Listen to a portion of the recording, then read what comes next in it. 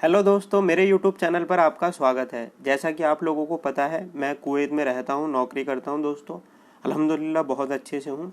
और मेरा मोटिव दोस्तों आजकल वीडियो बनाने का यह है, आप तक सबसे अच्छी न्यूज़ यहाँ के रिगार्डिंग पहुँचाना और ऑल ओवर वर्ल्ड से रिलेटेड न्यूज़ आप लोगों को बताना। दोस्तों, आज की वीडियो का टॉपिक है, अभी अभी कुवैत सरकार ने एक बहुत ही ज़रूरी फैसला लिया है प्रवासियों को लेकर। कुवैत सरकार ने बहुत बड़ी बैठक की, जिसमें 3 लाख से अधिक प्रवासियों पर सुनाया अंतिम फैसला। प्रवासी लोग दोस्तों, हम लोग प्रवासी हैं, हम कुवैत में आए काम करने के लिए, हमें प्रवासी कहा जाता है। अब वो कौन से 3 लाख प्रवासी जिनके ऊपर कुवैत सरकार ने फैसला सुनाया है, यह पूरी वीडियो उसके ऊपर होगी। आप अगर मेरे चैनल पे दोस्तों नए हैं तो चैनल को सब्सक्राइब कर देना। कैशियर से लेकर के और चेन मैनेजर तक ऑल ओवर द वर्ल्ड दोस्तों, सऊदी अरब, कतर, रियाद, कुवैत और यहाँ तक कि इंडिया, बॉलीवुड, सारी से रिलेटेड आपको न्यूज़ मेरे चैनल पे मिलेगी दोस्तों। और नौकरी के रिगार्डिंग मिलेगी, जैसे कैशियर कैसे बनते हैं, है ना, टेक्नीशियन से रिलेटेड, और असिस्टेंट रेस्टोरेंट मैनेजर, मॉल में कैशियर। तो अगर आप मेरे चैनल से जुड़े रहोगे, मैं एक युवा लड़का ऐसी बातें बताता हूँ दोस्तों जो आप लोगों के लिए ज़रूरी हैं। मैं भी दिन ब दिन दोस्तों इम्प्रूवमेंट करता हूँ, खुद के अंदर कुछ नया कमाता हूँ, नई नई जगह इन्वेस्टमेंट करता हूँ। आप लोग भी मेरे चैनल से अगर जुड़े रहोगे तो आपको भी नए नए आइडियाज़ आएंगे और आप भी अपनी लाइफ में एक बहुत अच्छा वे चुन लोगे, जिसमें सक्सेस भी मिलेगी, आप खुश भी रहोगे और ज़िंदगी बहुत अच्छे से गुजरेगी। दोस्तों, आ जाते हैं टॉपिक के ऊपर। कुवैत सरकार ने संसदीय मानव संसाधन विकास समिति के साथ अपनी बैठक में बढ़ती जनसंख्या को दूर करने के विचार को रखा। कुवैत में दोस्तों दिन ब दिन बढ़ती जनसंख्या का मतलब प्रवासियों की जनसंख्या दोस्तों यहाँ पर ज़्यादा है, और जो यहाँ के ओरिजिनल कुवैती लोग हैं वो कम है। बाहरी लोग हैं 30 लाख और कुवैती लोग हैं सिर्फ 10 लाख। बता दें कि इस विचार में short term, medium and long term solution की रूपरेखा तैयार की गई है। समिति इस सप्ताह के अंत तक अपनी रिपोर्ट प्रस्तुत करेगी। दोस्तों, कुछ समय के लिए, है ना, कुछ लोग आते हैं 2 साल के लिए, उसके बाद मीडियम टर्म 5 साल के लिए, 10 साल के लिए, उसके बाद लॉन्ग टर्म सॉल्यूशन होता है ना कि 10, 15, 20 साल, या जब तक पिछले 30, 40 साल से लोग काम कर रहे हैं या उनके ऊपर क्या रूल बनाना है। ये 3 तरीके के टर्म ये इनके ऊपर इन्होंने प्रस्ताव प्रस्तुत किया है। जनसंख्या बढ़ रही है बाहरी लोगों की, तो उस पर 1 हफ्ते के अंदर मीटिंग बैठेगी और नतीजा आएगा मीटिंग का। उसके अलावा जो ज़रूरी न्यूज़ है, सरकार की नज़र में शॉर्ट टर्म में 3,60,000 प्रवासियों का निर्वासन शामिल था।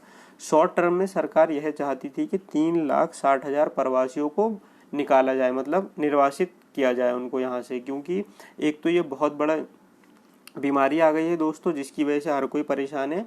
तो ये लोग चाह रहे हैं कि जान है तो जहान है, इस वजह से ये अपने देश को दोस्तों कह सकते हैं, साफ सीधी बात दोस्तों, के सफाया कर रहे हैं बस लोगों का, प्रवासियों का, जिसमें 1,20,000 निवास उल्लंघन करता और 1,50,000 मजदूर और 60 वर्ष से अधिक आयु के 90,000 व्यक्ति शामिल थे।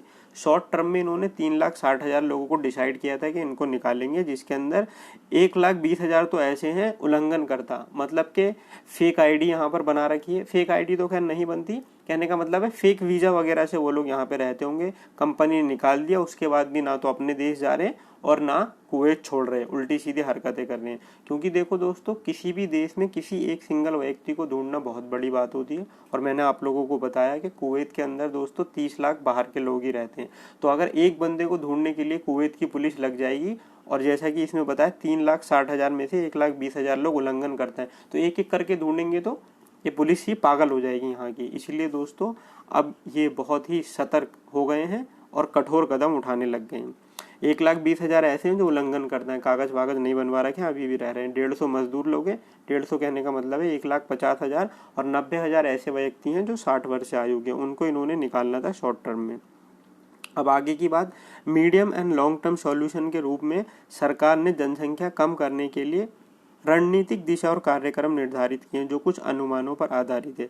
अब जो मीडियम और लॉन्ग टर्म के, उनके लिए इन्होंने नई नई योजना बनाई है। सरकारी और निजी क्षेत्र का कुवैतकरण, बुद्धिमान प्रवासी श्रमिकों की भर्ती करके मानव संसाधनों का विकास, प्रौद्योगिकी और डिजिटल परिवर्तन की तैनाती, और आर्थिक, सांस्कृतिक, शहरी और सुरक्षा आयाम होना चाहिए। इन्होंने दोस्तों तो मीडियम और लॉन्ग टर्म में रखा है, इन्होंने रखा है कि जो भी व्यक्ति होंगे वो इंटेलिजेंट होने चाहिए, है ना, और अगर श्रमिक है, मजदूर है, तो समझदार होने चाहिए, उनकी कम्युनिकेशन स्किल अच्छी होनी चाहिए, उनका जो दिमाग है ना, मानवीय व्यक्ति होने चाहिए, उस, है ना, समझदार होने चाहिए। क्योंकि जो मजदूर लोग आते हैं दोस्तों वो अनएजुकेटेड होते हैं और उन लोगों को आज की बीमारी के बारे में थोड़ी सी नॉलेज होने के बावजूद भी वो फॉलो नहीं कर पाते।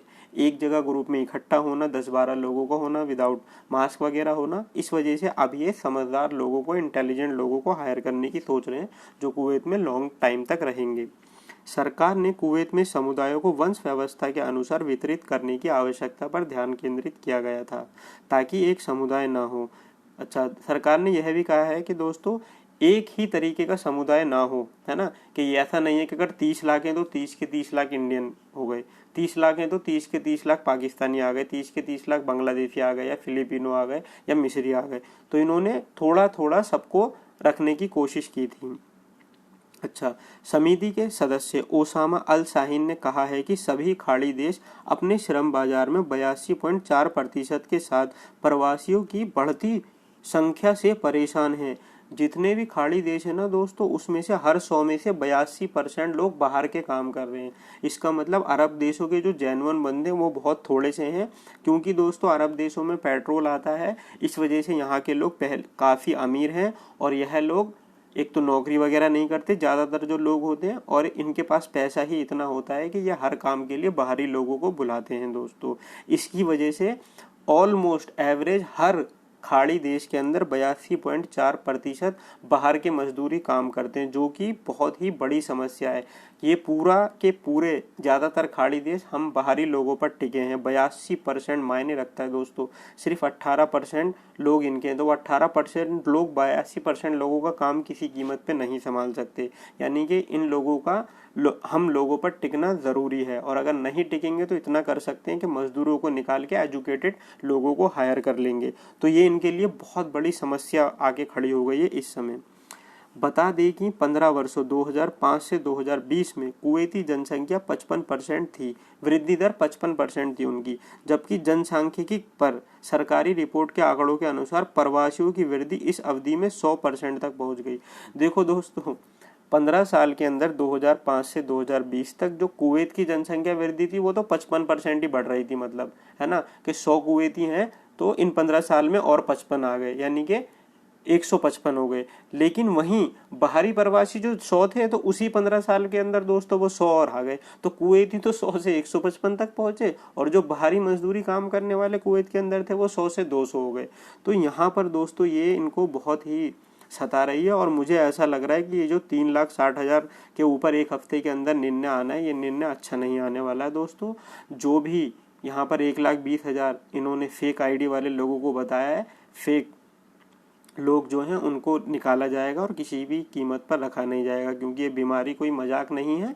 इस वजह से अगर आप मेरी यह लोग वीडियो देख रहे हो कुवैत में या खाड़ी देश में, कहीं भी गल्फ कंट्री में अगर आप देख रहे हो या इंडिया में देख रहे हो, पाकिस्तान में देख रहे हो, तो मैं आप लोगों से यह कहूँगा, अगर आप एजुकेटेड हो, पोस्ट ग्रेजुएट हो, ग्रेजुएट हो, और अगर आप 12th पास हो और आपके पास 5 साल 2 साल 3 साल का एक अच्छी रेपुटेड कंपनी में एक्सपीरियंस है, तभी आप कुवैत में आने के लिए दोस्तों रेडी रहना। अदरवाइज अगर आप फ्रेशर हो और आप अनएजुकेटेड हो तो दोस्तों बहुत मुश्किल हो सकता है आपका कुवैत में आना।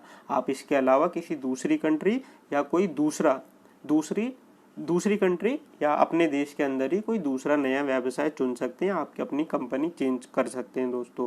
वीडियो अच्छी लगी और ऐसी और वीडियोस देखने के लिए मेरी प्लेलिस्ट चेक करें दोस्तों। मैं चाहता हूं आप लोगों की मैं किसी भी तरीके से मदद कर सकूं। आपसे एक रिक्वेस्ट करता हूं, मेरा चैनल लाइक कर देना, सब्सक्राइब कर देना। मैं आप लोगों की ऐसे ही मदद करता रहूँगा। Thank you so much.